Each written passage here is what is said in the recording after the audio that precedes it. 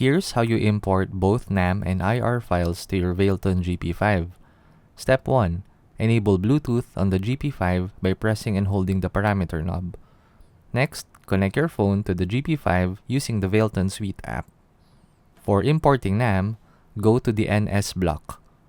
Click Snaptone, scroll down to an empty block, press the three dots on the right, and select Import Snaptone File. You'll be taken to your phone's local folder and you should see the NAM file you prepared over there. Wait for it to convert, and once done, it will be added to the list. If you don't have NAM and IR files, there are free ones at tone3000.com. Just make sure for NAM files, you'll be getting those under full rig or combo since the GP-5 disables the amp and cab blocks when you use the NS block. You'll also likely get your downloads in zip files, so extract them first on your phone before trying to load them on the Valeton app. For uploading IRs, disable the NS block first and go to the cab block.